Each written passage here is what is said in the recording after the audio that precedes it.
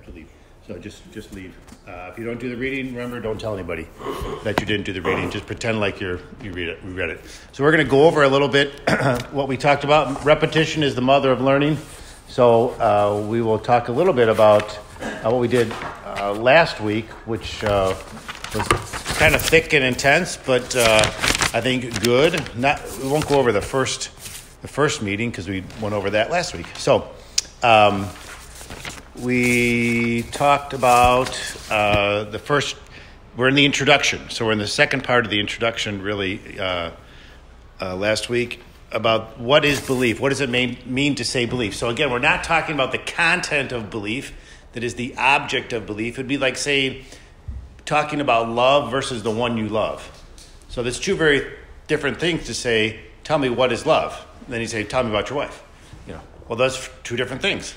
So, and then there's actually a third thing you might say is our love, which is a shared thing, right? Or people, the modern thing, our relationship. Instead of just saying our love. Love would be a better thing to say than our relationship. Relationship is very, I don't know, it could be a relationship with your dog, So that's a third thing. And people talk about it like a third thing, don't they? Well, our relationship's not going so good, or it's going good, or, these years was better. It's as if it's not fully the man's and not fully the woman's. It's this third thing.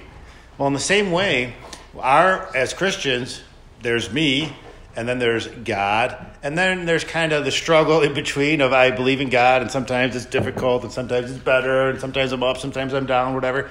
That's this third thing.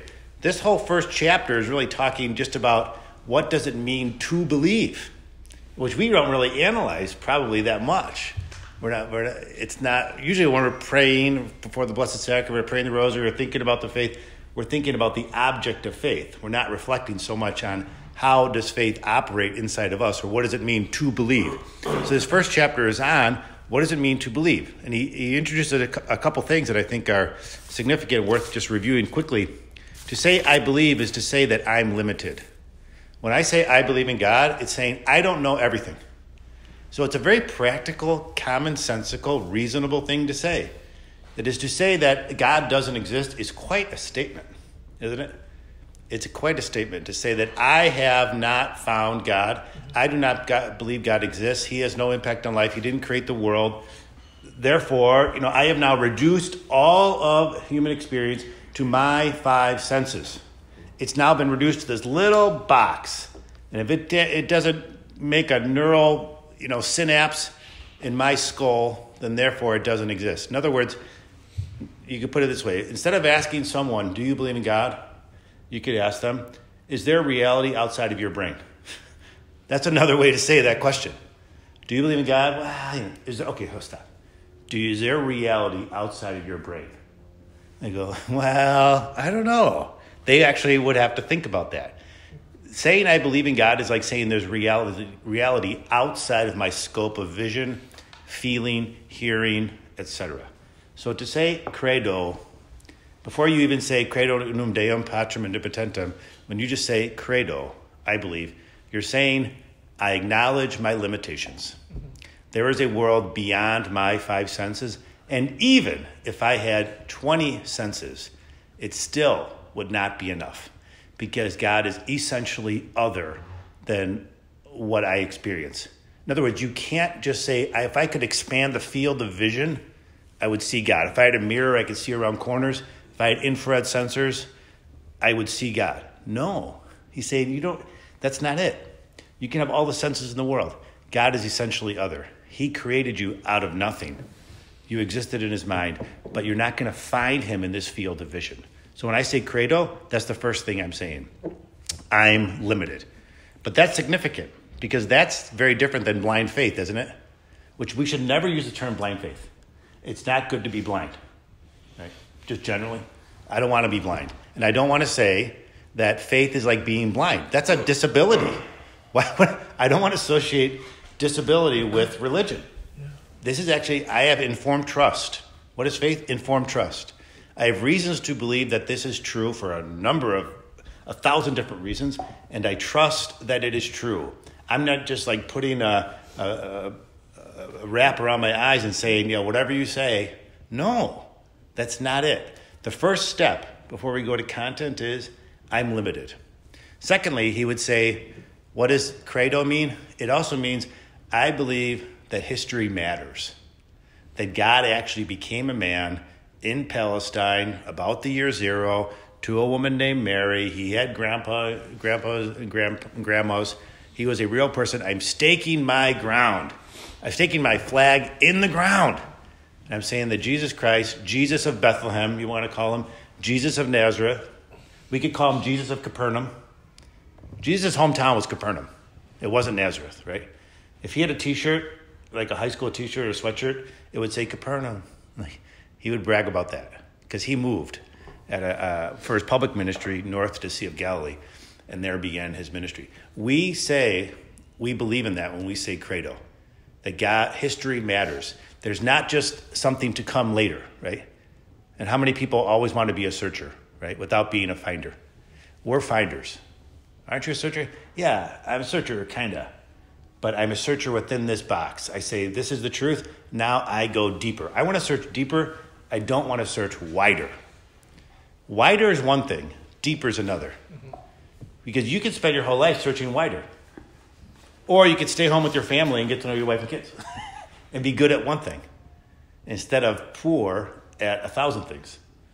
You know, someone once asked Frank Sheed, who was a Catholic writer and publisher, he did many things. He was very smart. He wrote a lot of books. He published. He gave talks. They said, Mr. Sheed, how do you do so much? He goes, very easy. I do each thing less well than it should be done.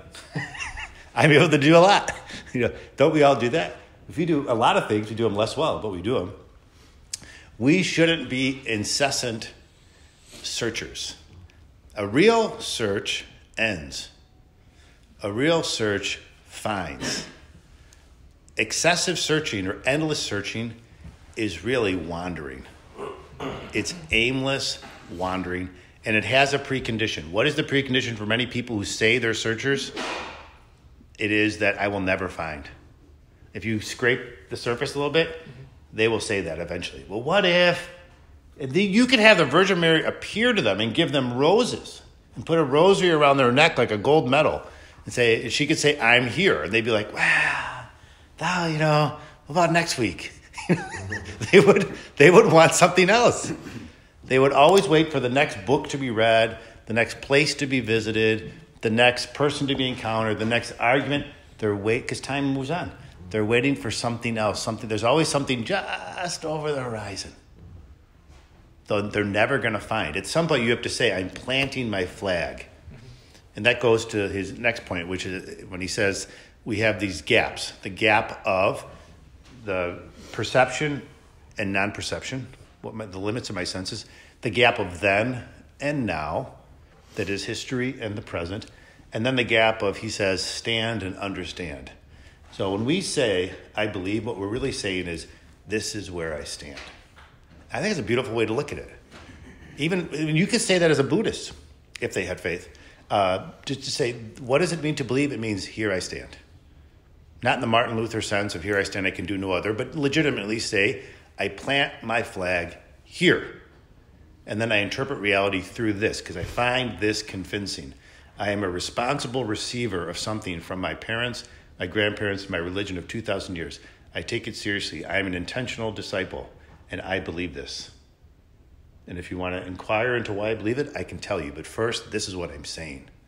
So that's the first chapter, talking about this, that science is not the only way to prove things. And he talks a little bit, it's more a philosophical point, but about the difficulty of capturing the essence of any event. And he says this when he's talking about history, that everything in the modern world is history now. Kind of prove it. Where's the document? If you can't produce the document, it didn't happen. Where's the coin? Where's the secret trove? Where's etc.? He says, history is not the decider of all events. It's not the arbiter of whether or not something is true. Why? Because history itself is easily manipulated. And history depends on documents or traces. What if something doesn't leave a trace? Did it happen? Yes. But it left no trace. Think of how many things don't leave a trace. How many human encounters disappear the moment they happen. Think of your conversations with your spouse or with your friends or with a work colleague where two people come to an exact different interpretation of the original event just 5 minutes after it happened. There's a discussion. So-and-so goes, talks to the manager. He said that he was going to do it, by next Wednesday. And the other person goes to another manager and says, he said he's not going to do it. Wait, two adults, educated adults, just had a conversation. The original event completely evaporates. And all of a sudden, what are you left with? You're left only with the interpretation of the event. And it's not able to be replicated unless you tape recorded it. That is, original events disappear very quickly, and they're open to misinterpretation and manipulation immediately. And they're often manipulated to suit someone's own purposes. What does this mean? What is the point of this? What does it have to do with the faith? It has to do with this, that history is not everything. History can fool you. History can be easily manipulated. Documents can be fabricated. People's interpretation is very different. And also, what do you do if there's an event that is a one-time event that cannot be replicated? How can you capture it? You can't. The resurrection of Jesus Christ from the dead is a one-time event that can't, by definition, be scientifically replicated in any way. You can't do it again. So it's really impervious to historical reproduction or to proving. Does that mean it didn't happen? No, it happened. There's other reasons to think it happened, right? But it doesn't fit into the category of being provable by our terms. So that's the start of a belief. Now he's going to get into God. I just mentioned parenthetically, too, that a lot of biblical criticism, there's a whole school of biblical criticism of reading the Bible. It's called the historical critical method, right? And there's a problem with this, that it presupposes to be historical is to be critical. Why do we have to be historical, do you have to be critical? Can't you be historical faithful? That the more I go into history, the more I actually believe. That I acknowledge that the entirety of the New Testament is written from a post-resurrection perspective. Nothing in the New Testament is written without an understanding that this event happened. So it should be presupposed. Okay. The next, now, chapter 2 of the introduction. So this is on page, again, I'm unfortunately using some different pagination again from a book I used before. But we started, was it 83 in the book you have, I think? 82, 83. So my book, it's the 50s. So Introduction to Christianity, chapter 2 of the introduction. And this is the ecclesiastical form of faith. Point number 1, introductory remarks on the history and structure of the Apostles' Creed. This is on page 82 of your version. So that's where we're at. Second chapter of the introduction. The ecclesiastical, what does ecclesia mean? Just to make sure everyone understands that. That means churchy, the churchy form of faith, right? Ecclesia is a Greek word meaning, what does it mean, professor? It just means community, right? Assembly. Yeah. Assembly. So an assembly. And the word in French, église, chiesa in Italian, iglesia in Spanish, all come from this word. Iglesia. Our word in English, church, is a German word, Kirche. It comes from that, and it might come from the word Kyrios, the Lord, in Greek. It might, I'm not sure about that, but it might come from that. The assembly so our faith here is assembly faith. It's community faith. We have an ecclesiastical form of faith, and this is what he's going to unpack here. Introductory remarks on the history and structure of the Apostles' Creed. In the first paragraph, he says, the basic form of our profession of faith took shape during the course of the 2nd and 3rd centuries in connection with the ceremony of baptism. So what he's talking about here is the Apostles' Creed. Because remember, the Nicene Creed comes out of the Council of Nicaea, held in basically suburban Constantinople in 325 AD, called by Constantine.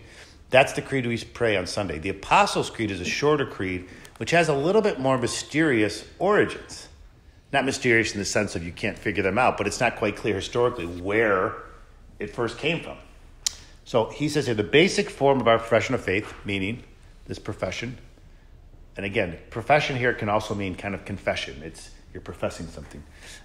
During the course of the 2nd and 3rd centuries, the 200s and the 300s, in connection with the ceremony of baptism. So far as its place of origin is concerned, the text comes from the city of Rome. But its internal origin lies in worship, more precisely in the conferring of baptism. This, again, was fundamentally based on the words of the risen Christ, "Go, therefore, and make disciples of all nations, baptizing them in the name of the Father, the Son, and the Holy Spirit." So what does this mean? Where does the Apostles' Creed come from? Was it a bishop writing something down and reflecting? No. It comes out of a sacrament. And he's gonna now flesh this out over the next few pages. What does this mean? Well, this means a lot. This means that there is a unity there's a unity between worship and doctrine. That doctrine is actually the offspring of worship of God. So at a baptism rite, to this day, there's questions. The priest or deacons asks the family, the parents and the godparents, do you believe in God, the Father? I do. Do you believe in his Son? I do. Do you believe in the Holy Spirit? I do. Do you reject Satan? I do. And all his works? I do. And all his empty promises? I do. This is the faith of our church. This is the faith in which your child is about to be baptized. And we are proud to profess it in Jesus Christ. And then you go through this ritual. But it starts with a profession of faith. The Apostles' Creed is not the result of an intellectual sitting with books and saying, well, I think this is what we believe. No, it's much more organic. It's much more beautifully natural. That it's first a dialogue between the deacon or priest and the family. And those responses over time are formulated into a creed which becomes separate from its origin. It becomes separate from the ceremony of baptism. So he says that later, by the 3rd or 4th century, the dialogue form of the creed disappears. It remains only in baptism, and then you end up with a structured creed that no longer includes the questions. But when we say the creed, really we should remember those are answers to questions. And I think it's particularly, I remember even as a kid and teenager going to a baptism thinking it was pretty profound when the priest would ask those questions. Because you're forced to answer them. It's almost like a pledge of allegiance. I pledge of allegiance to the flag of the United States of America. It's kind of, the schools indoctrinate us into patriotism. Well, the church is really indoctrinating us in a positive sense to belief in God by asking directly. And I know through experience, those questions are powerful. You can see it in people's faces. Some people hesitate. They're on the spot. They're in the church with their tattoos, they're not always ready. They think you're just showing up, like they're kind of, this is what you do before the party. So they kind of show up, and then you're like, do you believe in God? They're like, whoa, man, like, I don't not believe in him. They don't know. And then there's a real power in the name of Jesus Christ. And not only does it drive out demons, the name itself has an intrinsic power. Maybe because we don't name in our world kids Jesus, like in Mexico, you name kids Jesus. Maybe it gets a little bit diluted. I don't know. I'm guessing.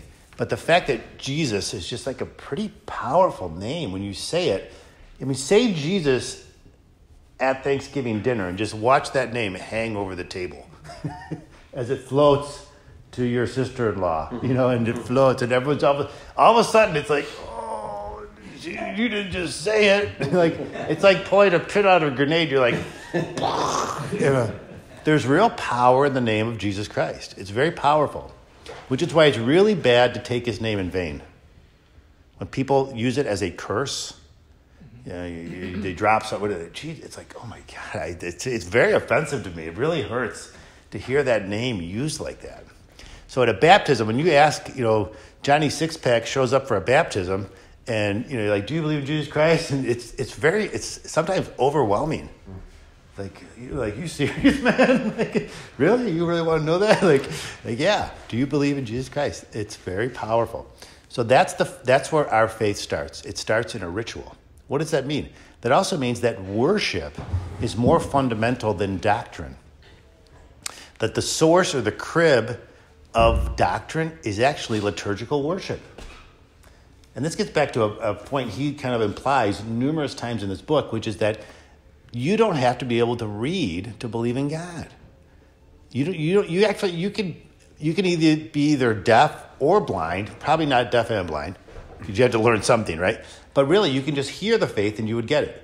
You can be deaf, and you should be able to be deaf and go into a church and just seeing the church understand the hierarchy of truths in our religion.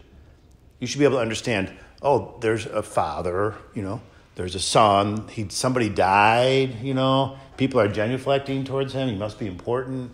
Now this guy comes in with robes on, everyone stands when he walks in, they look like they're singing, You should be able to understand a lot about kneeling, communion, there's the kiss of peace, you should understand a lot, even if you can't actually hear. So going to a baptism, you'd have to hear, but the prior point is worship is more the source of our faith than doctrine, because worship encapsulates and gives life to doctrine. The creed would not have existed without the baptism rite. And the baptism rite is dialogical. That is, it goes from the church asking the questions, the minister of the church, the deacon or priest, and then us giving an answer. So feel free to ask questions. The formalization of worship, the liturgical worship, what's the significance, and is there degrees? Or? Well, let's look at that exactly. I didn't know you were alluding. Okay. No, this is exactly what he asked. Tom asked, what about kind of the formalization or the ritualization of a fixed type of worship where that would have come out of? Now, first of all, the worship of the church in the late 1st century, meaning between the time of Christ to 33 and let's say 100, is somewhat mysterious. There's not a lot of, there's the Didache, there's a couple other documents, but it's not really clear how the church is worshiping. There's just the basic structures there. That is, there's a community. The community must meet. They meet on the 8th day or first day, Sunday. There's a presider. There's some kind of a president of the community.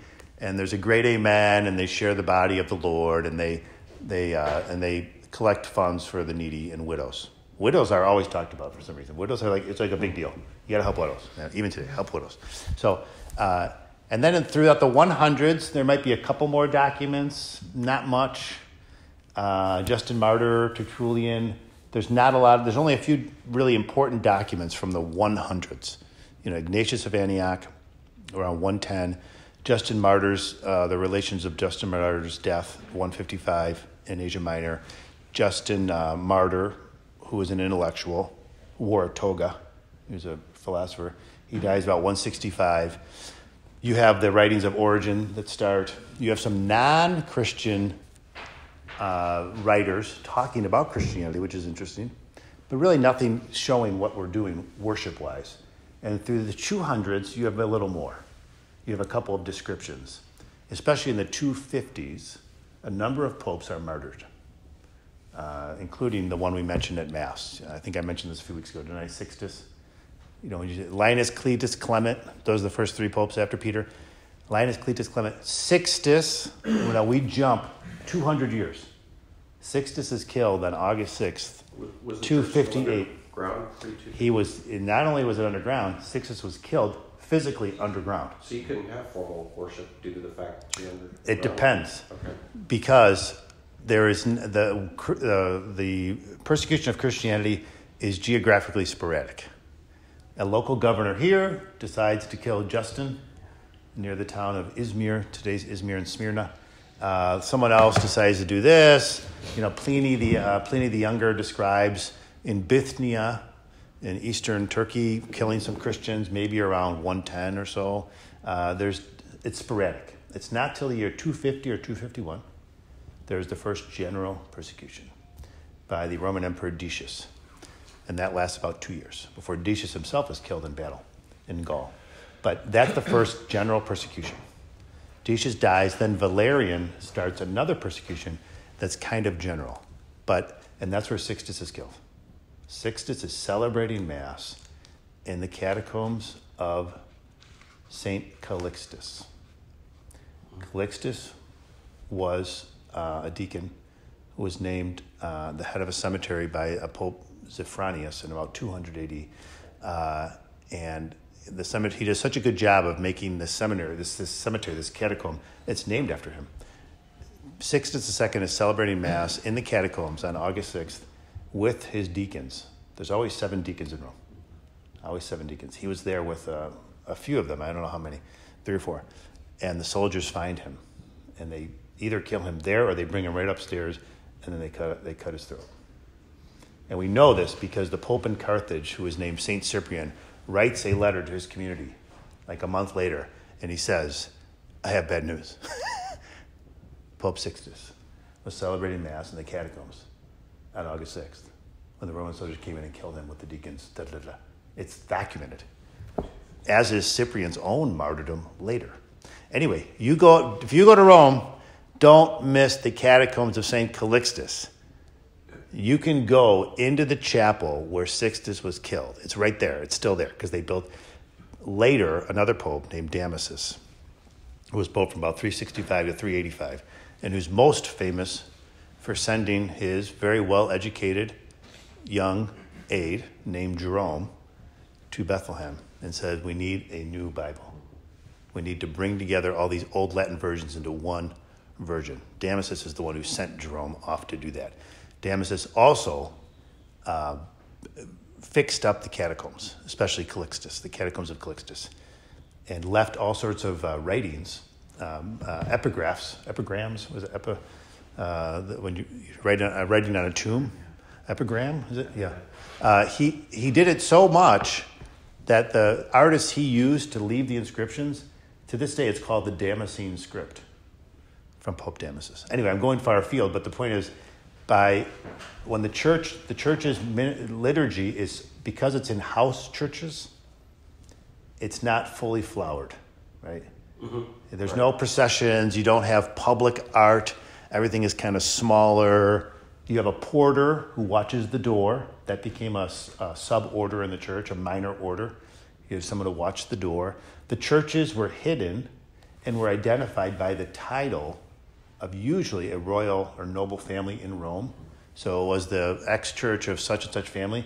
Those then became the first churches when Christianity was legalized, and we still use that term when we talk about a titular church in Rome. You say this is a titular church. That comes from that this was the title of a house, like a noble families. Noble families name their houses. We all call our houses house. If you're a big house, you call it something. So it's not till 314 when the church really, you now have public worship, and then you start to understand how the church is worshiping. And then you start to have more books and historical scraps of what the liturgy of the church looked like. But until it's legalized, there's not a lot of knowledge about what it looked like. Yes? That's what I'm going to add, Father, that as far as we know, it seems like the early creed, even before like the Apostles' Creed, Nicene Creed, was as simple as, it's 1 Corinthians 15. It's a kerygma. Yeah. We believe that Christ was died according to the Scriptures, he was raised from the dead according to the Scriptures. Mm-hmm.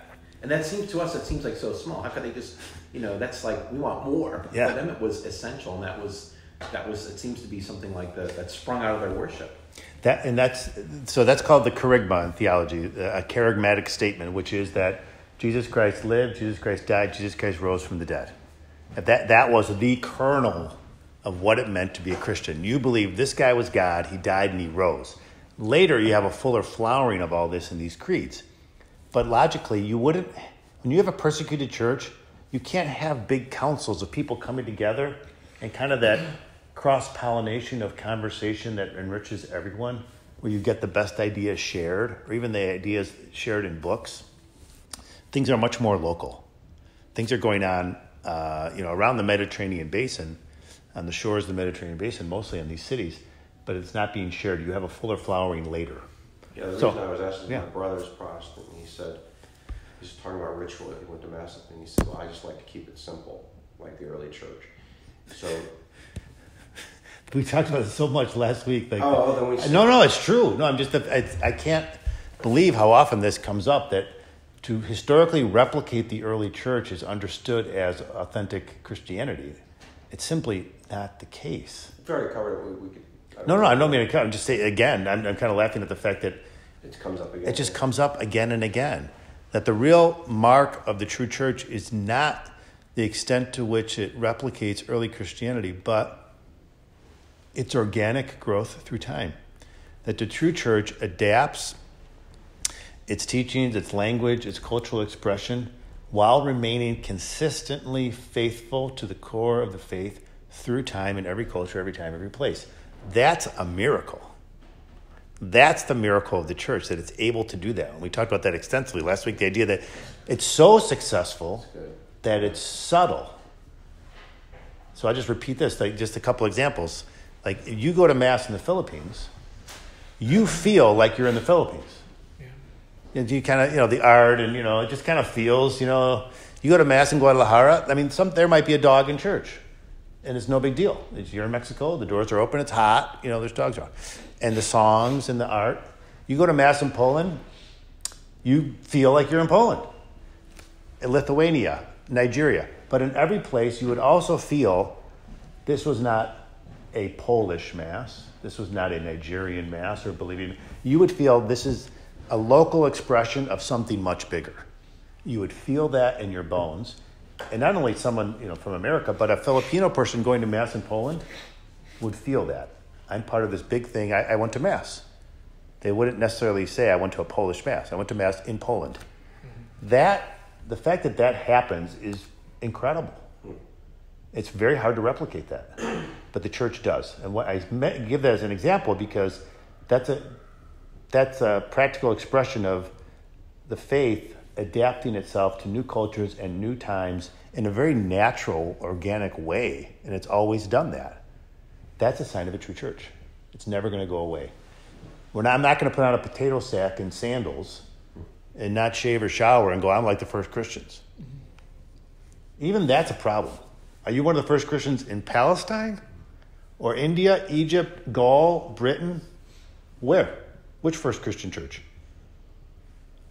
The early church, the early church was a federation of local churches, really, up until Rome really rose to great prominence. You had a federation of Christianities they were united, but they were united in the kerygma. I believe in Jesus Christ, became man, suffered, died, and rose again. But beyond that, it would have been very local. For example, Eusebius of Caesarea, who writes the first ecclesiastical history in about the year 300, he writes the history of Christianity. But if you read it, it's really the history of Christianity in Palestine. There's nothing about Rome, Gaul, North Africa. It's really, he thinks he's writing the history of Christianity. And from what he knows, he is. But it's very local.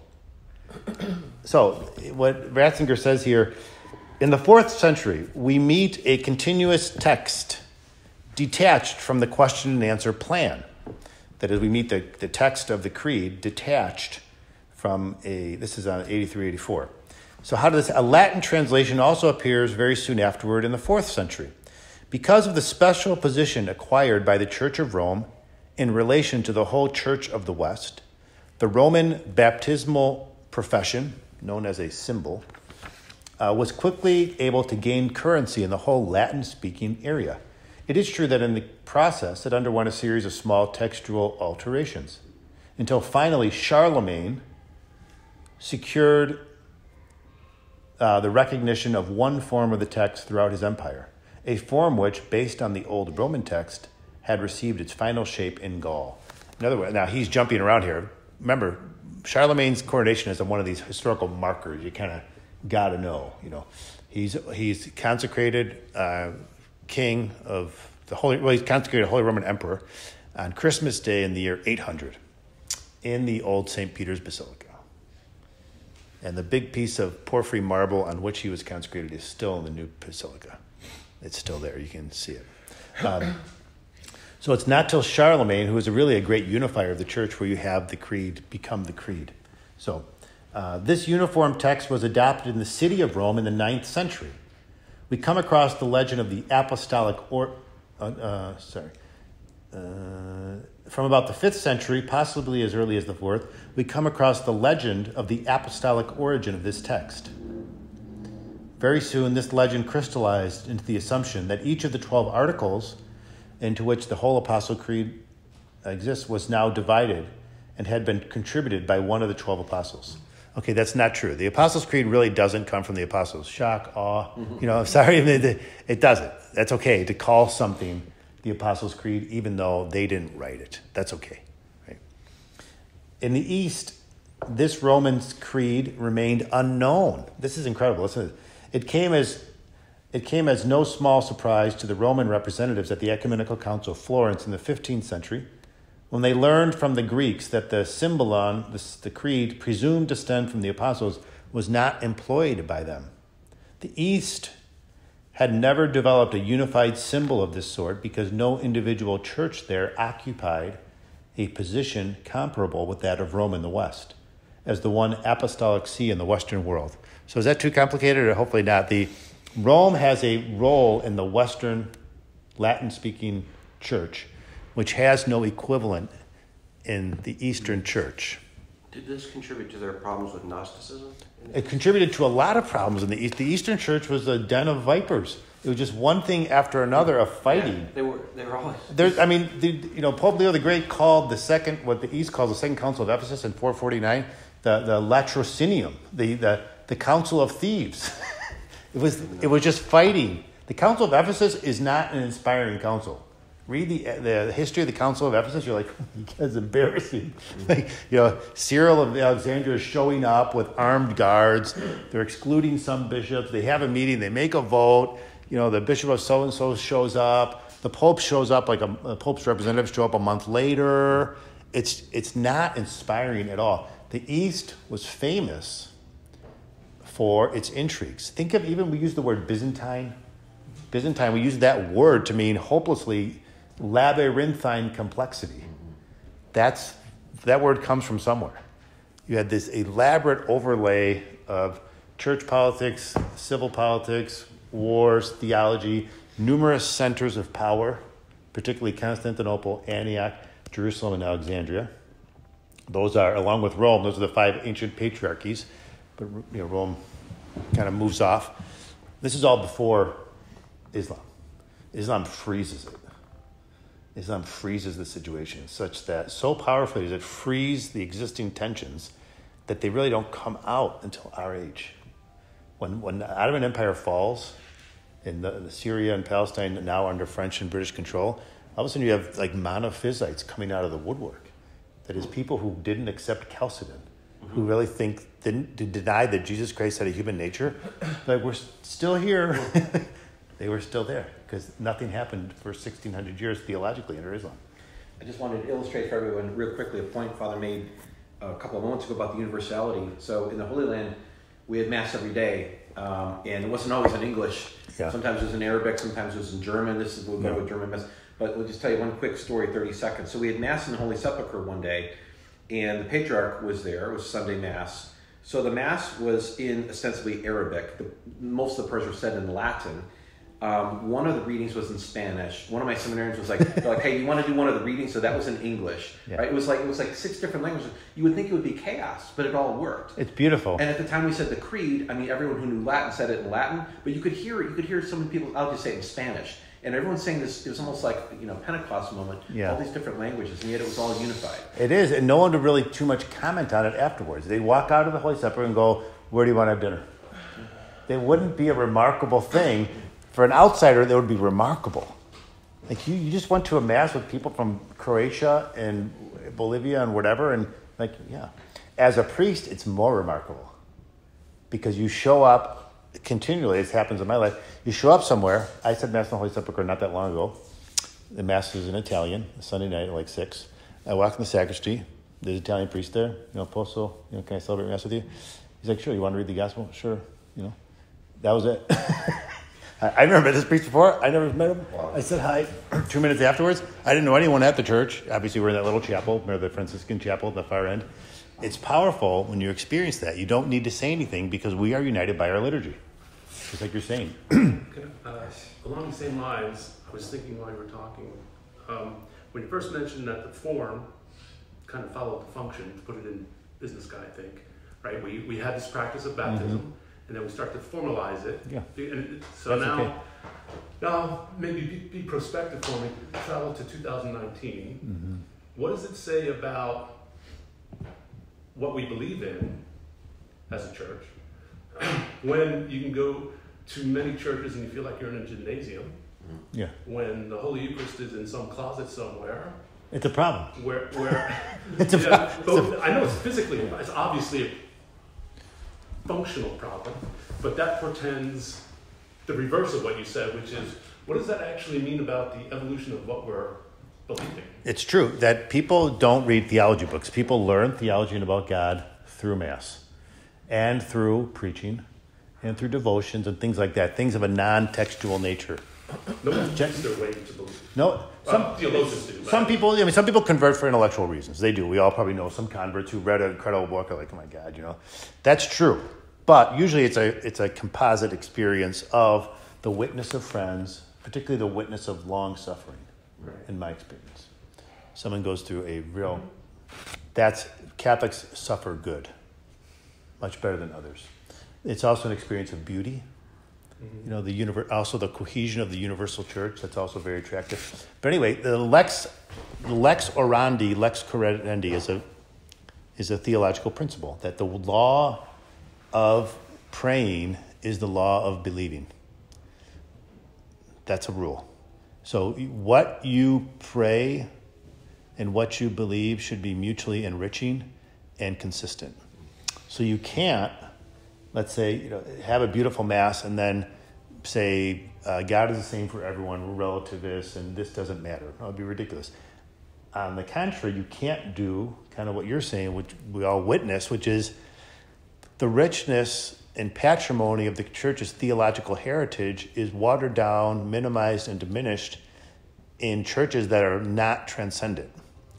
And we feel interiorly a dichotomy and a stress where we know what the church teaches, we think it's beautiful, and we go into usually a suburban American church that looks actually it's less attractive than a hotel lobby.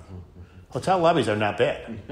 They're nice, So they're less attractive, and we feel that this is not carrying the water. This is not communicating the faith sufficiently. And not only that, it's hurting the faith because it's giving the impression we're not serious. The community is more important than God. Transcendence is just one option among many types of worship. That this building exists to keep us warm if it's cold and dry if it's wet. That it's a functional type of thing. It's a worship space, not a domus Dei. For Catholicism, the church is always a house of God. It's not a worship space. That is, even if worship is not occurring, it's still sacred. So what is it saying? It says a lot of things, and it's very disturbing, and there's no real answer. But one consoling answer is, as long as there is a significant minority percentage of places in the Catholic world that are still authentic. I'm sorry. Does that make sense? Yeah. I was just thinking, sometimes at work when someone says a significant minority, I'm like, oh, what? Yeah.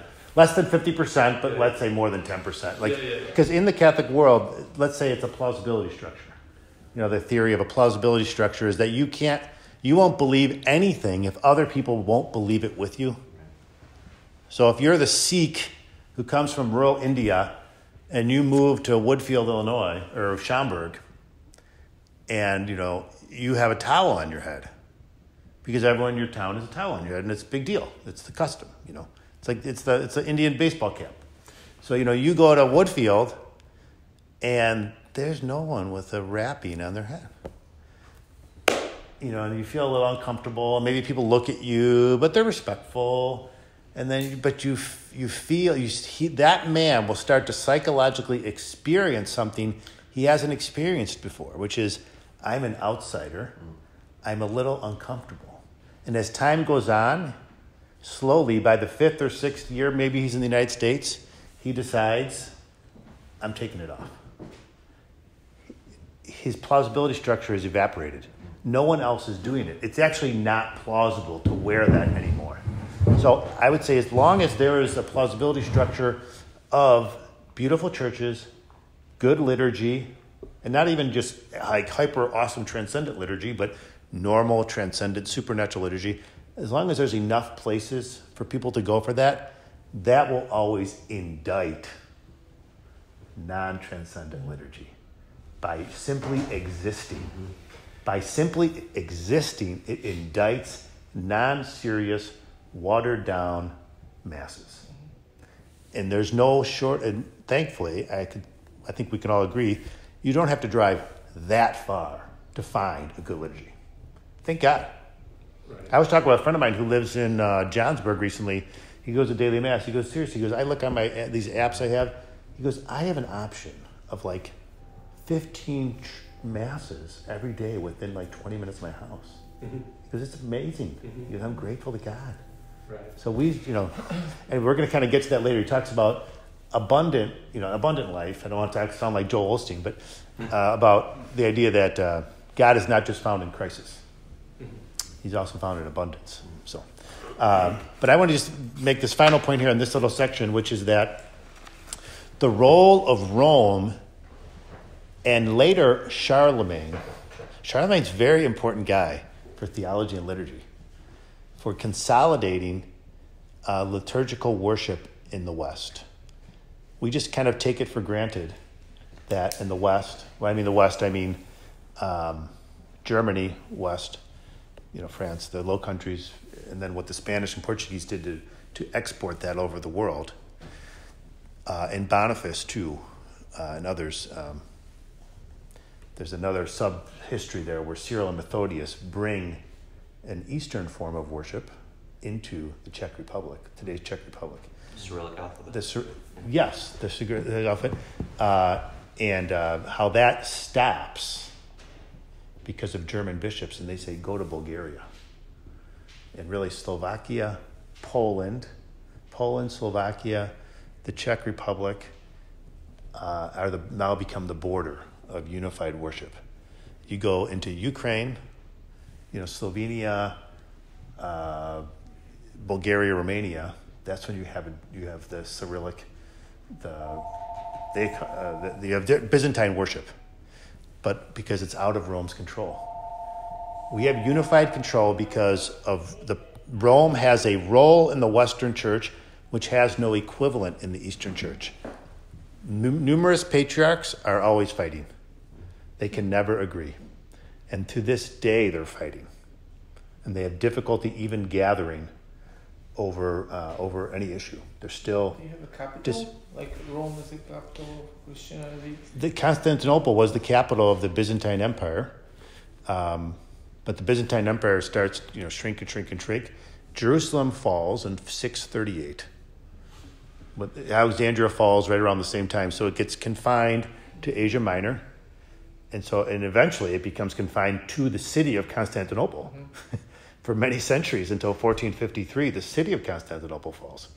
So they don't really have it. They don't have... No, you can go to the Farnar, which is the Orthodox Vatican in Constantinople.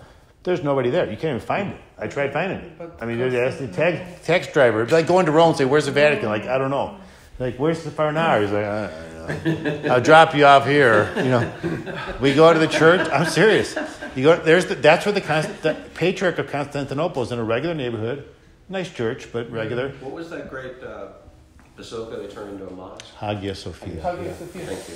Yeah, that's in a different neighborhood, but What was that? That's a mosque now. Well, it's a museum. Turkey. Yeah. That's in Constantinople. Istanbul. Yeah, same thing. Constantinople. That the present president of Turkey has turned that back into a mosque, or at least part of it. It was typically a museum, but the Blue Mosque is right next door. That's right next door, and that's even more beautiful. One thing they don't say about mosques is they smell like smelly feet. Every mosque I've been to, it's like woohoo, because you have to take off your shoes. You have 1,000 guys taking off their shoes.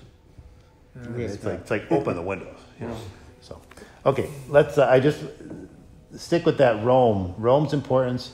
Charlemagne sent someone in his court to Rome to get a sacramentary, a missal, and they brought it back to his court, and then they replicated it. He says, "This is the sacramentary we're using in my empire." That's really, practically speaking, how the Mass became uniform throughout the Western Empire. Charlemagne mandated it through the copying of a Roman missal. It's the so-called Carolingian revival. The Carolingian revival. The Carolingian revival would be, Charlemagne means Charles, right? So Carolingian is just, Carol means Charles. It's like Karol Wojtyła. His name is Charles. So this is the Carolingian revival, so to speak. It doesn't last long. Charlemagne dies, and then things kind of fall apart. But anyway, okay, let's keep on, stick with the theology here. So the Orthodox have no equivalent to what we have as far as Rome goes.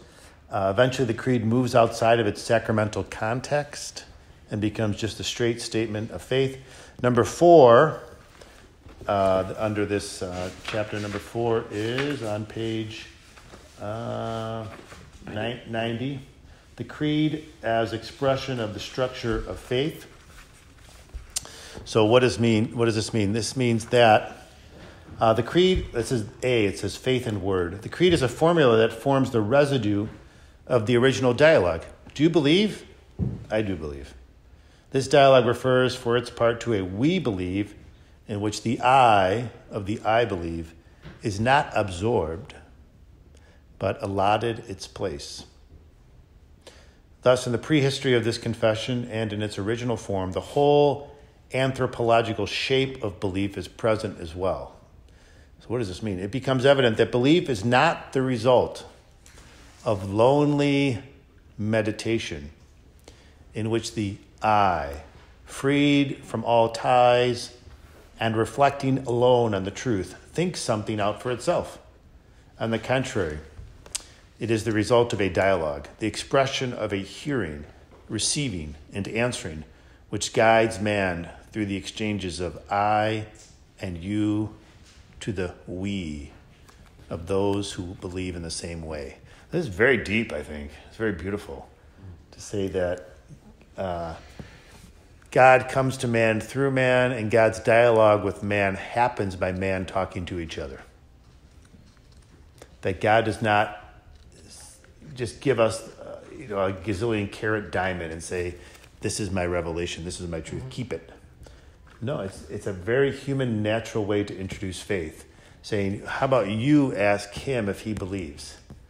So God and I force me to talk with you.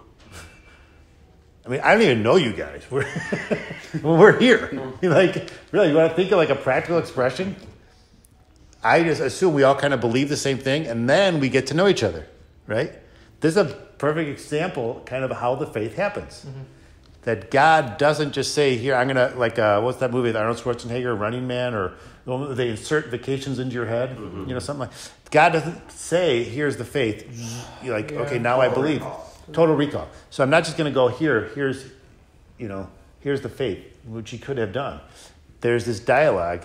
So the priest, the deacon asks you, you respond. Now the I and the you are a we, and then we worship the one God. Then God has his family of faith on earth, and then, man meets woman, and there's a family, and that it's a beautiful, organic, very natural way that a family grows.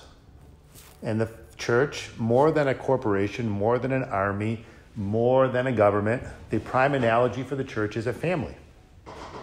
When we use analogies of, the parish is a franchise of the corporation, the church is an army, the church is like the government, we're missing something. The church is like a family, and it grows like a family in an organic way, through dialogue, through love, and then natural growth. So, and also, what is theology here in doctrine? It's not the result of a lonely, what does he say, a lonely, what's the word here? It's not the result of reflecting alone on the truth. How does philosophy happen? We can imagine, Heidegger or Nietzsche or Plato sitting in their study at night, poring over a volume, trying to think something through, writing it down. And then what do? You publish it and you try to get people to join you and say, do you think the way I think? Do you believe that? Do you want to come to my classes? Do you want to buy my books? You want to whatever? You get joiners into your system of thought. He says the faith is not the result of lonely, isolated reflection where someone's trying to come to knowledge of truth. It's received, and you make a decision to accept or not to accept. Didn't Didn't Aristotle and then come up with metaphysical philosophy? There's nothing wrong with that. Yeah, so... Yeah, Okay. metaphysics is good. It's just saying that the faith doesn't follow that pathway. What the faith does, and this is the main point. That is good. So, yeah, what did Saint Anselm say in the 1100s that what is the great definition of faith? It is belief, faith seeking understanding. Fides quaerens intellectum. Is this theology above philosophy? This is saying, but it's neither. It's this, from what I understand. I'm not a professional. From what I understand, and going back to Augustine too, the same idea, which is credo ut intelligam, right? I believe so that I understand. Mm-hmm. It is to say this. We talked about this a little bit last week. When you say I believe, it's a word act, right?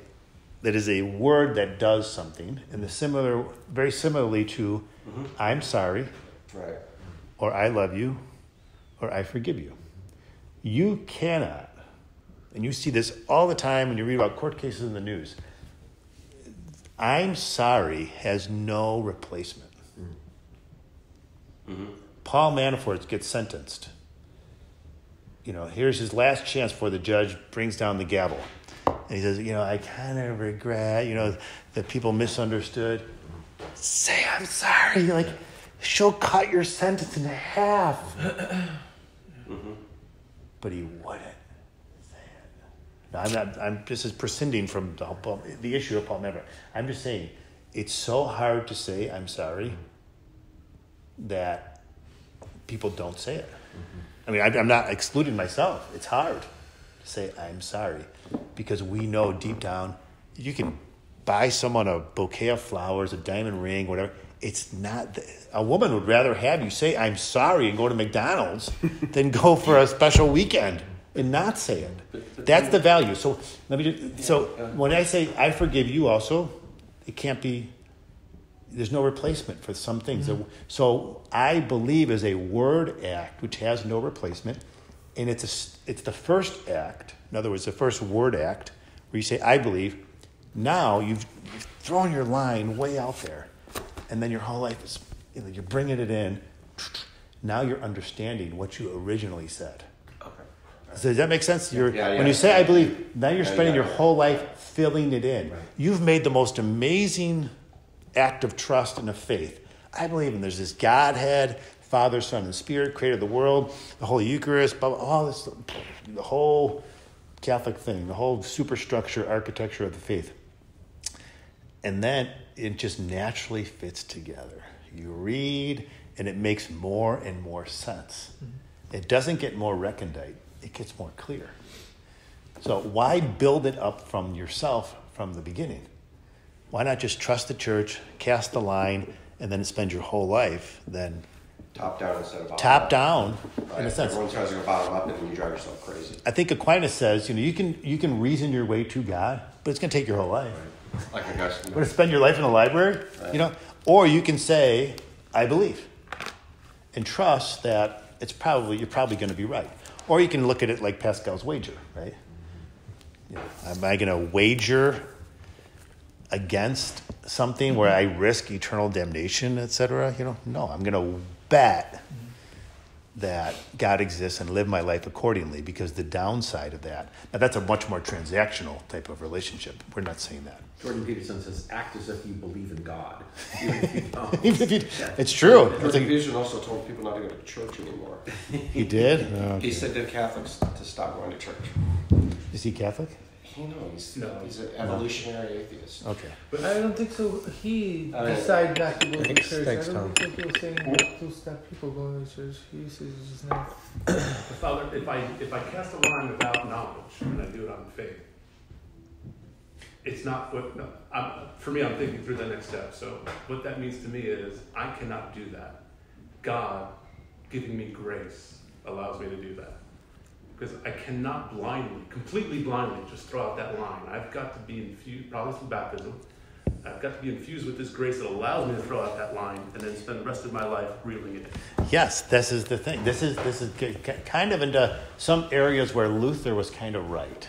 Or like the idea of that You just need to call it heretic if you're like.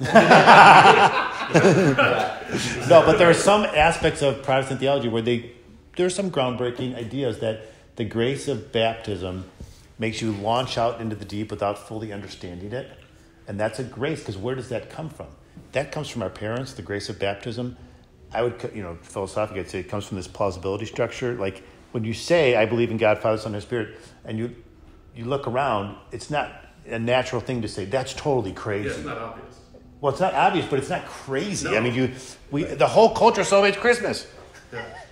That's an incredibly confirming thing. Everything shuts down. There's no mail on Christmas. Now, someday there could be. That could change, right? But it makes things more plausible. Like, I'm not crazy. So, but it is true. That's a radical, where does that come from to actually believe in that? Well, there's a natural God hunger, that everyone has. So you're going to naturally believe in something. You want to know where the thunder and lightning come from. Where did this all come from? Mm-hmm. But the example of parents, of godparents, of friends, of the church, of parish, it's a natural thing to do. Right, but that's that width versus depth thing you said earlier, right? If I'm searching, yes. I'm going to try Buddhism for a while. No, then I'm going to do transcendental. No, then I'm going to be Jewish for a while. But no, if you cast a single line based on a creed and back it up. I think all of us are intelligent, and we are not afraid to have read other books, challenging our faith, traveled widely, had discussions with other people. I do not live in a bubble, and neither do any of you. There is nothing about my faith that limits me. It is not no. It is not negation. It is not rejection that expands your world. Mm-hmm. How are complex relationships formed? Through yes. Through yes. Yes, I will continue this relationship with my spouse, with my co-workers, with my colleagues, and with God. When I say yes to God, my life gets more interesting and more complicated and more enriching. It is a fallacy to think that when I say yes to Christianity, that somehow I'm now more limited. Mm-hmm. It is a massive fallacy. Mm-hmm. I find the opposite. Mm-hmm. It's expanding. It's expanding, and those who reject God become more narrow. So, but good question. So good comments. I think it's the miracle in the word saying "I'm sorry" or "I forgive you." It's mind blowing when you really mean it. It's if I'm so angry. Let's say I'm coming home. I'm so angry, and I want to raise hell. And then I hear, you know what? I'm sorry. It just melts. It melts. It just right away. No, it's the start of a new relationship. Well, I think, a quick comment. The reason that I think, let's say a man and a woman will get so angry, anyone, when you say, I'm sorry, I don't mean it, is because everybody knows deep down it is one of those sacred speech acts. Yes. There's only a few of them, really. I love you, I'm sorry, please forgive me, whatever. You're right. And they know that if you don't, I'm sorry if you were offended. That is so cheap. I mean, it's like hacking it's like breaking a stained glass window. It's like, you can't do that. That's a sacred thing. You can't touch that. And even atheists know it. I was just going to say, the person who says I'm sorry first wins the argument. It's true. It's a disarming thing. Do you remember in Schindler's List? I might have mentioned this before, but in Schindler's List, the character played by Ralph Fiennes, he's shooting Jews from his chateau over the camp. And then he starts to have an affair, I think, with a maid or something. But at some point, I haven't seen the movie in a while, but someone teaches him, and he's a sociopath, right? They teach him, though, that not to shoot them or to say, I forgive you, is a greater expression of power than killing. The power of killing. And he has this there's a scene, I don't quite recollect it, where he goes and he actually touches, he's like, and he's really like, I forgive you. But he feels the power of saying, I forgive you. And it's really infatuating, that's not the right word, but it's a really incredible, intoxicating power to say, I forgive you. Yeah. That's real power. Who has more power than a judge that says, innocent? Bailiffs, take off the handcuffs. You're free to go. Mm-hmm. That's real power. Mm-hmm. To let someone go like that, there's no power like it. Okay, so the creed. the creed here, that this dialogue happens between church and me. So going down, the assertion that, quote, faith comes from what is heard contains an abiding structural truth about what happens here. It illuminates the fundamental difference between faith and mere philosophy, a difference which does not prevent faith, in its core, from setting the philosophical search for truth in motion again. One could say that faith does in fact come from hearing, not like philosophy, from reflection. So faith is not the result of us thinking through something and then coming to a creedal definition. We hear something and we respond. What does this mean? That real truth is always received, not created.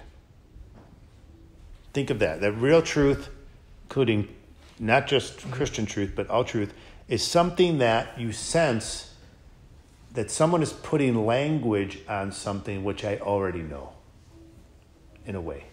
How many times, if someone says something about, it could be anything, sports, life itself, and you go, oh, I never heard someone say that before.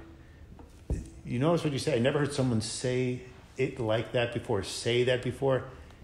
What does that say? Someone has put language on something which you know already. And it resonates. It's like a bell goes off inside of you. You go, wow, that's true. That's true. What does that mean? That means the truth is there, and then we receive language often that then confirms the truth which is already there. Christianity is a received truth. Real truth is received. How could it be that authentic, transcendental truth could come from one of us? Do we really have the capacity, the knowledge? Are we a 2,000-year-old being? We're not godlike. We can't create a creed. It has to be received. This is what we call revelation. It's God pulling aside the curtain and saying, this is truth. And we bowing and genuflecting and saying, yes, I acknowledge. Here I stand. That is the truth. I accept it. So it is the accepting of truth which is faith. It's the act of acceptance to say, credo, I believe, which is the mature statement of intentional discipleship where I say, you have revealed to me this great truth. I accept it. Now, the growing into that truth over time, psychologically, intellectually, is another matter, right? In other words, if you were to ask a couple that's going into a church with their baby for baptism and say, well, let's say if you were to say after a baptism, say, when you walked into the church and from when you walked out of the church, how was your baby different? They said, well, we had them baptized. Maybe if they knew a little more, they'd say original sin is gone. The stain of original sin or the effects? Well, just the stain. Okay. Does the baby know that? No, of course not. So the baby has changed ontologically at the baptism, right? But the baby's consciousness of having changed has to yet happen. And it happens at home with mom and dad, with the parish, with the priest, with friends. They experience what has already happened. That's kind of like what happens with faith. We say, this has happened, I accept, and now I grow into it. And I read, and I have friendships, and I know about the saints, and I grow into what I already have.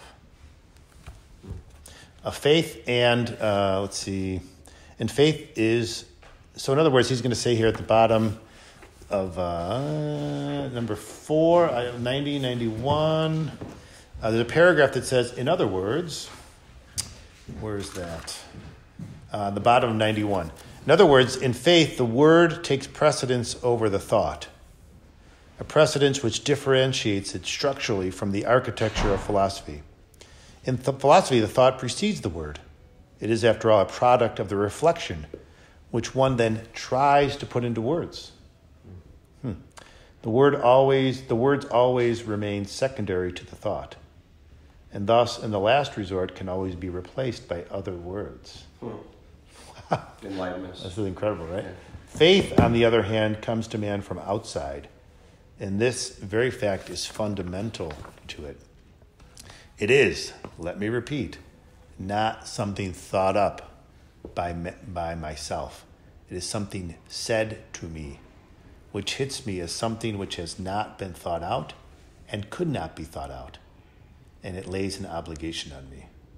This double structure of, do you believe? I do believe. This form of the call from outside and the reply to it is fundamental to it. Okay, this is just very beautiful, kind of conceptual thinking, which you really can't preach about on a Sunday. You have to nuance it and make it practical, but it's very beautiful to think about. That faith comes from the outside in the form of a question. The response is a personal question to a pre-existing church where I say, yes, I believe. And it's the Word. Do you believe the Word of God? The Word become flesh. Not do you agree that what I wrote down is true? Because think of this. I mean, even what he's saying here is that when we try to explain a philosophical thought, we will often say, well, let me put it this way. Or let me try again. Or maybe I didn't explain it right. What are we doing? We're searching for language to capture prior thought. With Scripture and with the Word of God, we can't, in a sense, we don't need to do that. Jesus Christ became man, suffered, died, and rose again. This is the creed. I can't restate the creed. I would never say at Mass, let's do that again. Let's jazz it up a little. Let's how about 5 people in the Trinity and Mary, Mary had 3 kids and there's 12 sacraments. Let's think this through again. How can we get back to the nugget? Is there another language I can use to come back to the core of the faith? No, that sounds absurd. But with philosophy, that's not absurd. We do it all the time, don't we? We try to convey an idea in a better fashion through more effective language. With faith, I never really think about these things until you read it. You're like, this is pretty profound. It's the word first and the thought second. The thought tries to explain the word, not words trying to explain my thought. Descartes. It's very beautiful. This is very profound. But it's profound in a way that you read it and you go, that is so true. This makes sense. That when we stand and we say the creed at Mass, that's it. We never look for another formula. Vatican II, there was some discussion of having a new creed, but it just got so complicated into too many ideas. Because there's other creeds in the church. The Nicene Creed probably came out of a baptism creed used in Jerusalem, they think, and was adopted at the Council of Nicaea. There's the Athanasian Creed. It's long. The Athanasian one is very long? Yeah. There's a lot of other creeds. I'm not that familiar with them, but there's other creeds that are not wrong. By incorporating the Nicene Creed into the Mass, you kind of freeze it and make it common property so everyone knows it. And the Apostles' Creed, because we start the Rosary with it too, has also kind of become common property. But there are other ways to express the faith. But it's always the same Word of God. Okay. Let's skip. So belief results from dialogue. Faith comes from what is being heard. The creed is heard. Faith is not the result of my own personal reflection. Now, spirituality can be the result of personal reflection. How we pray, right? That's a technique, right? We try to imagine ourselves in the gospel scene. We use private revelation. We think about our own life. We insert ourselves into the gospel. We use our imagination to pray. When it comes to praying, the important thing is to try to pray. As far as techniques, to find time. To find techniques, everyone is on their own. It's like, do your best, right? So that's where you could say that prayer comes from reflecting. Doctrine does not. Doctrine does, to a certain extent, come from very smart people who reflect, and when they come together in a council and they share their ideas and they're distilled into a few documents, and the bishops of the world vote on one document or another, sometimes we have official development of doctrine. But it's a very long organic process. It's not just one guy writing something. There is no equivalent in Catholicism to Paul Tillich or other kind of giants of Protestantism. Think of this, there's I don't know if I mentioned this, excuse me if I repeat myself, but a Swedish pastor, an evangelical Swedish pastor converted a few years ago. He had the biggest evangelical church in Sweden, which is not saying much. But he did. He had the biggest evangelical church in Stockholm. He probably had 1,000 people at his church. It was a big kind of mega church. He was very popular. And he announced one Sunday him and his wife were converting to Catholicism. It was shocking. But it was a long process. And one of the things that made him convert was, first of all, going to the Holy Land. He did a sabbatical in the Holy Land. He goes, I found Catholics all over the Holy Land. You couldn't cross the street without finding a Catholic. The Holy Land's unbelievable. The presence of the Catholic Church in Jerusalem and the Holy Land is impressive. There's Catholics all over the place, highly educated, committed people. But he also he had founded a number of churches in Finland and Russia. And he was getting to the age, probably in his late 50s, early 60s, he started to reflect, who is going to carry my work on? Is this just a business?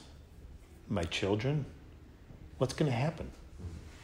How will what I've built up, my interpretation of Christ, these churches, schools, whatever, who's going to do this?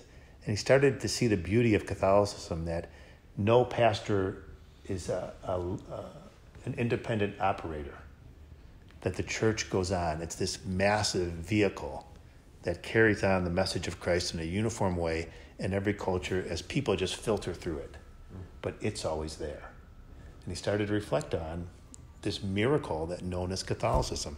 And that led him to going to Rome and reading, and converting. So the church is kind of like a miracle.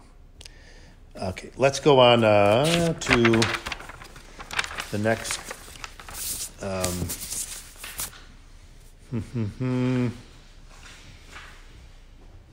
I like the fact that just couple of last things on this chapter. He says some people are more religiously talented than others. Yeah, I like that. I love. Isn't that great? It's like, you might be able to play an instrument and dunk a basketball, but I'm religious.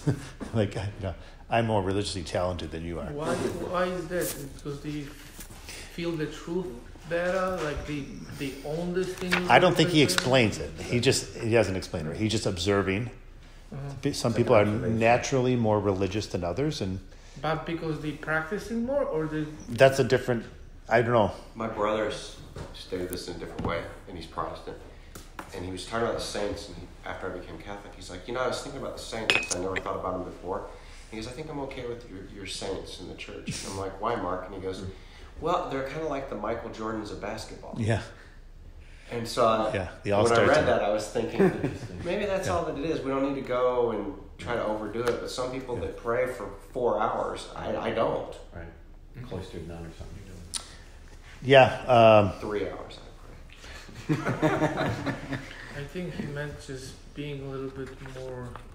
Like some people struggle with their faith, they're trying to really grasp those things. The people who are more religious than the others, they're just more. It's like mathematics. It just comes easier. It becomes. It is. Now, the only problem I see with this is something that Cardinal George would often say, which is that if you say that some people are more religiously talented than others, it gives the impression that religion is a hobby. Mm-hmm. So it's like, you're into quilting, you like golf, you do model airplanes, I do religion. Right, yeah. It's like, what do you do on Sunday morning? So that's the problem. It becomes and the church is a voluntary organization with all the pluses and minuses of a completely voluntary organization. That is, people can leave it, but people are also very fervent. But that's a problematic thing, right? You hear people say, I'm not really that religious, meaning they'll look at you and they'll say, well, he's a priest and he does all these religious things. I don't have those skill sets or those interests. And then it just becomes something that you can objectify and say, well, that's for you, it's not for me. That's totally. And they always have a baseline for saying that. Yeah. The common word I've heard more among Europeans is that when they'll use the word, no soy fanático, I'm not a fanatic. I'm not a fanatic. You know what fanatic means? Doing the bare minimum, which is going to Sunday Mass. Yeah. The bare minimum is now fanaticism. Yeah. So when people say I'm not religious or I'm not, there's always a starting point. There's something in their head where they have a definition of what that means, and then they're working their way around it. They're always not something instead of saying what they are. They're always the outsider. That's a new thing in our culture. Everyone's an outsider. Mm-hmm. Everyone's an outsider. These kids who got caught in this college tuition, whatever scandal thing, they left one of the schools in California. They left because they didn't want to be victims of bullying. They're always going to be a victim no matter what. They get gazillions of dollars and they get faked onto it. They're cheating galore. Right. They're extremely privileged. They will not be outdone. They will be victims. We had to leave because we don't want to be victims of bullying. Throw in the towel. It doesn't matter. Woe is me. Woe is me. They will. This is victimhood gives you status now. The woundedness, of America. The wound is what matters. The woundology. Pay attention to the wound. Woundology. Pay attention to my wound. If you do not respect my wound, you're not respecting me. So whatever that wound is, whether it's because you're black or you're a homosexual or you're whatever it is, this is my wound. Honor it. And guess what? My wound is never going to heal. Because I don't want it to heal. Because it's deeply part of my identity. This is not a stage of life. I will always be wounded, and you will always respect it. It offers me purpose. Because this is my purpose. It's a deep thing that's happening in our culture with this outsider woundedness. Children take attention from parents with crying, not just being adorable or smart. They grab a really instant attention with the wound.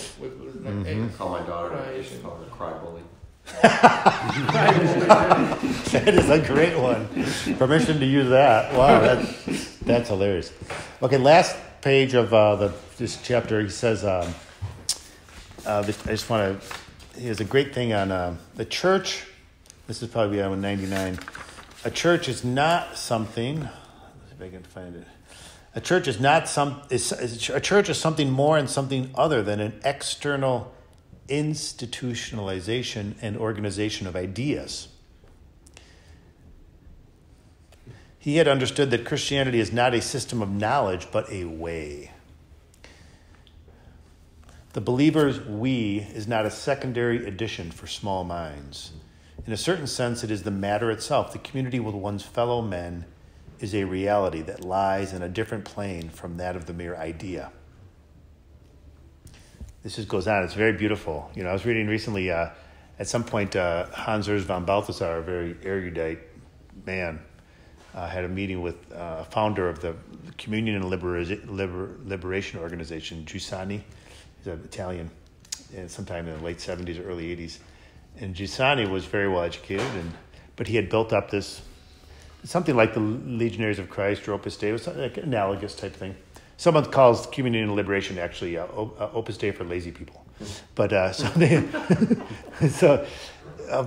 Balthasar has a meeting with Giussani at some conference, and everyone was honoring Balthasar. He's very educated in theology, etc. And Balthasar said to Giussani, he says, yes, I've written many books, etc. But you have made a people. It's hard to make a people. To try to get anyone to follow you, try to get 5 people to follow you. Try to get 5 people to follow you after you're dead. Not easy. Impossible. What Jesus Christ has done is so extraordinary, we miss it. He's gone. In death, he has expanded into 1 billion plus 2, 3 billion, I don't know how many Christians are there in the world who still follow him. It can't be explained in a natural way. Building up a community is harder than writing a book. Christianity, the first word for Christianity was not Christianity. That term came later because Christians weren't even called Christians until probably the 40s or 50s. The first word was the way. Are you a member of the way? So Christianity is a form of life before it's a theology. That's important. So that's another way people convert. They go to a parish and they experience community life that is unlike any other community that we have in our society. There's nothing like parish life. You can go to the Elks. Excuse me? Like the word Quo Vadis. Where are you going? You're always quoting Polish authors. You can go to Elks Club, Knights of Columbus, whatever, quilting club, whatever. You will not find anything like a parish in your community. As far as the numbers of people, as far as the activities going on, as far as the worship, as far as the school, there's nothing that comes close, and it's completely ignored by the media. Go to a parish the night they have, CCD. There could be 500 to 1,000 kids there. Show me anywhere in your town that has that many kids show up besides the public school, which is obligatory. There's nothing like it. If a local, fish fry on a Friday night has 10 kids show up to volunteer, they'd be ecstatic. The parishes are extraordinary things, especially for those of you who volunteer or are involved more. When you see how a parish operates from the inside, it's amazing how many good people there are and how very good people who are intense about their faith don't even know each other. There's so many good people. They don't even know each other because they go to different Sunday Mass times. That's the division in parish is not on wealth or language. It's on Mass times. What Mass do you go to? What Mass do you go to is the biggest divider. You have people go to Mass forever at the 11, and someone else goes at 7:30. They could both be in their parish 50 years, and they have no idea. Yeah, you're like, where do you go? Over there. I go, I go there. Like, What are you talking about? I never saw you. doesn't that happen a lot? Yeah. It happens all the time. It's amazing. As a priest, you talk to such family. Oh, yeah, well, the Smiths. Like, who are the Smiths? Like, you don't know. Right. They got 8 kids. Like, in the school, like, what Mass do they go to? It's the dividing. Okay, 10 more minutes. Chapter 1, this is in the body of the book now. This is not the introduction. This is part 1, chapter 1. So we'll be done in 10 minutes. This is the prologue to the subject of God, right? The prologonema to the subject of God. What are some of the points to be made here? Let's see. He wants to set the scope of the question, he says. And he has this nice thing where he says there's basically 3 responses to the God question: monotheism, polytheism, or atheism. But in the end, he comes to the conclusion that really there's only monotheism and atheism, because if you dig deep in polytheism, they always believe there's a controlling power behind the gods, the Zeus, the Jupiter, there's someone. So really, they're more like saints. They're more like some type of a specific intercessor that's focused on a particular need or geography or guild, so to speak. The sailor's god, the god of war. That's really, that was a natural human desire for saints. And Catholicism has kind of filled that space and say, no gods, saints, and only one God. So, what else? I like the fact that he talks on pages 104 to 106 about how the fact that when we have a sense of wonder about life, we combine a sense of our own inadequacy, our inability to experience all of reality, with a yearning for the transcendent. And that yearning in and of itself is a sign that God exists.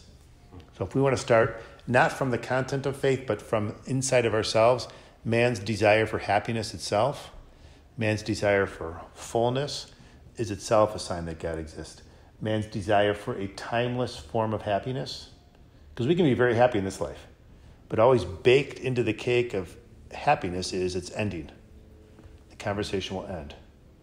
The cousin I get along with really well has to go home. Whatever it is, the fireworks show with my family on the 4th of July, you always know it's conditioned by time. So there's a natural desire for something which is not conditioned by time. And we know that that is God, because God exists outside of time. So he says this simultaneity of being limited and of yearning for the unbounded and open has always prevented man from resting in himself, made him sense that he is not self-sufficient, but only comes to himself by going outside himself and moving towards the quite other and infinitely greater. How paradoxical but beautiful that we often find out who we are most when we don't focus on ourselves. How many women, for example, who don't think they can be mothers or mothers of even larger families, they start to have more kids, and they do it. They become great women. And in very difficult circumstances, it requires real sacrifice. And they kind of say, I never knew I could be so generous. Or even men, too, but I've seen it more in women. But with men, you're able to hold on a couple jobs and to do the work and to move mountains. But what happens is, here's what happens. You say, I want to paint the room, let's say, for example. Mm-hmm. Now, if you have a lot of time, you're going to go to Home Depot. You're going to online search, pick the best paint, blah, blah, blah, blah, blah. You're going to do all that. It's going to take you all day. You have a lot of kids and you're busy. You're like, go in the basement, get some paint, or paint the room. Well, I might not get the paint. I got 2 hours. So you get very productive and you do a lot, but you also cut some corners and let's just do it. And it's very impressive. You see families function because they're not going to spend all this time examining product choices and just do it. Right. And it works out fine. My point is people can be very generous when they're actually challenged to be generous. And what do when they give themselves to others? They find themselves. Navel gazing and reflecting too much on yourself, you don't find yourself. You have to give. Okay. Then he talks in the next few pages about that God is not just found in times of crisis or in times of loneliness, but in times of fullness and blessing. That is, when life is going well, we should be grateful to God as well. That an abundantly healthy, successful life, meaning most people's success in life is really defined by their marriage. It's hard to have a successful life in a crappy marriage. On the contrary, people who have a difficult marriage and financial success or professional success are not happy because the marriage defines everything else. So the decision of who to marry is the consequential decision of life. It should be approached with great care, to find the right person, because it does destroy many people's lives. A sad marriage doesn't matter what else you have. You always come home to unhappiness. The point being that it's not just difficulties where you find God. We naturally find God in illness, collapse, etc., strife. But he makes the point here that we should find God in the great sweep of life. We should find God when things are going good, not just in loneliness or in isolation, but also in security, and to be grateful. I do it all the time. I'm very grateful for my health. I don't know, we should all be really grateful we're not in the hospital. You go to nursing homes and hospitals a lot, you're like, everybody's sick. When you just go outside and take a big gulp of air, you should feel like you just got out of prison. Yeah. Do you want to talk to someone who's grateful? Talk to someone who just got over cancer, someone who got out of jail, someone who survived a surgery. They are so grateful. They have so much time for others. We should have that I just got out of jail sense, or out of the hospital, more often, and be intentional about it. I've tried to do that personally in my own life of prayer and spirituality, and I'm getting better at it. I'm just grateful that I'm not sick. Anyone who's ever had sciatica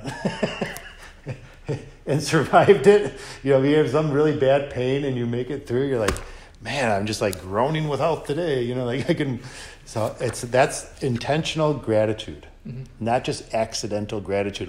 Whew, missed that accident, or no, to be intentionally for no reason at all, to be happy and grateful to God. It's very interesting how, like you said, and you should find the God when you're happy more, and how this thing doubles almost the price when you really again, you coming out in the morning, you happy, and then you're not sick.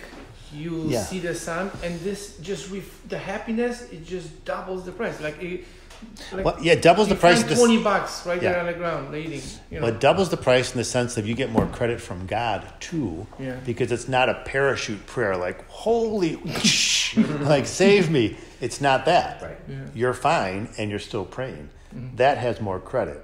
You get more credit for being grateful in a time of abundance, and for not crediting yourself for your abundance either. And I don't mean abundance. I can mean abundance in any sense.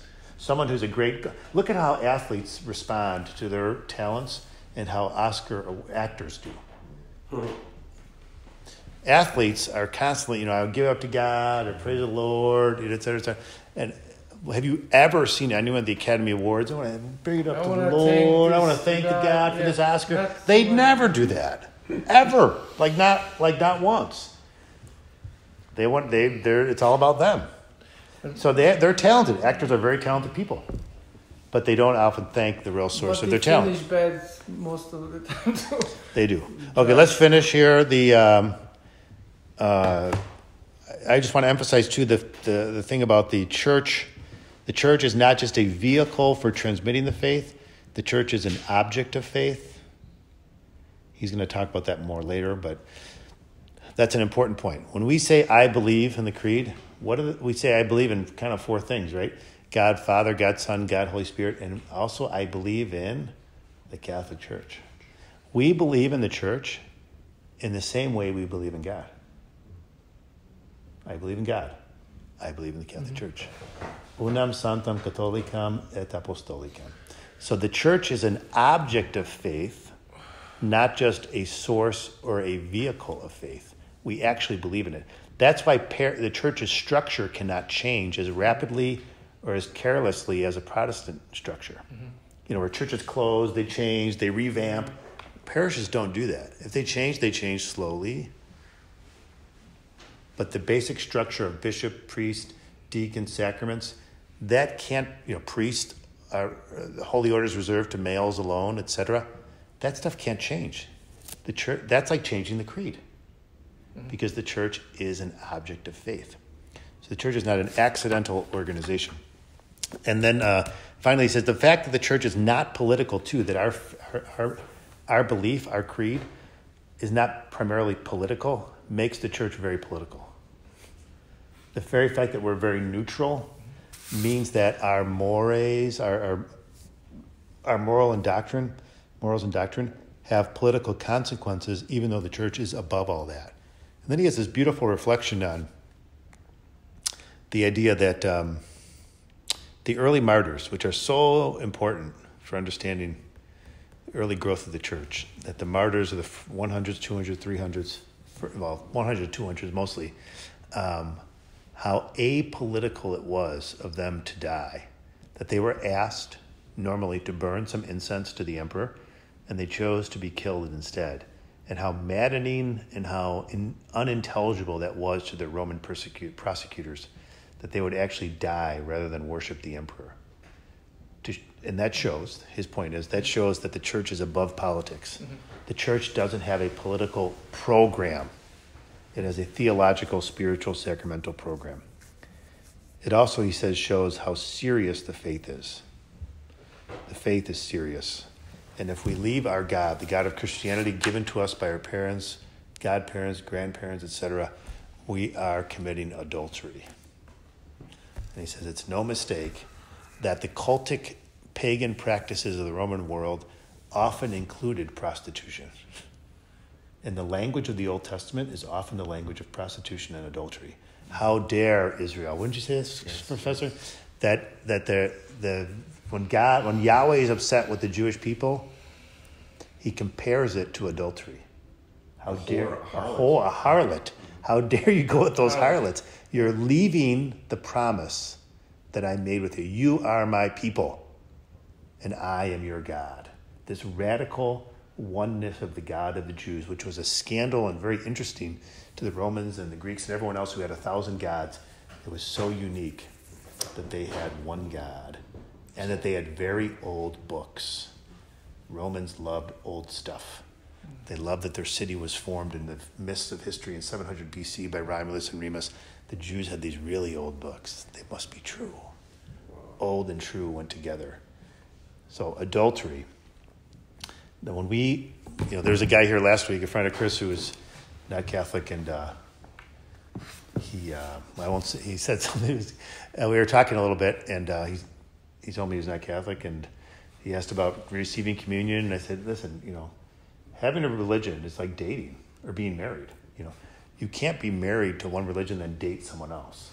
Like, you want to be Catholic? Well, marry the church, but you can't keep on dating Protestantism. You got to get married. I'm married, we're all married, we don't date someone else. And communion is kind of like intercourse. Like you're saying, this is the ultimate act. This is a sign of intimacy which has no parallel. So that's what that means. So you can't, the communion is not like turkey, and Mass is not like Thanksgiving dinner. It's not an act of hospitality. You can't say, well, I came to, the chapel or the church and I didn't get communion. Like, what the heck? Like, the analogy is not Thanksgiving dinner. The analogy is intimacy between two people. So stop committing adultery. Which is why we go back to the original question about the creed, and you say, do you believe why, when like at a baptism, it's so confrontational with people? If they're just coming in to participate in this thing, it's like, oh, I can do that, but to ask it is a punch in the nose. It's really serious. I can't emphasize how much it is, how serious it is. It's very You've practical. seen people's faces. Yeah, you can see. Yeah, it's just very, especially for Anglo-Saxons. I wouldn't say for Latinos, because they're kind of Catholic by default. Sorry. Yeah. Pero de verdad, son así, son católicos así de profundo. So they, it's more like, it's a form of almost patriotism. It's just there. You don't always acknowledge it. But for Anglos, they're more, we have a more complicated relationship with God. And, for some people who think, especially confirmation sponsors too, that's another subculture of people who are kind of just showing up. Mm-hmm. Like, you're my mentor, we played Frisbee, you be my sponsor. And they're really not that serious about it. Maybe they come to a retreat. But there isn't that moment in a confirmation that there is in a baptism, that one moment where you ask. They have to do a creed. You do the dialogical creed at a confirmation, I think. So there isn't that personal moment of dialogue like in a baptism. But confirmation sponsors also have this kind of, are you serious? I got to get married? Or I got to be confirmed?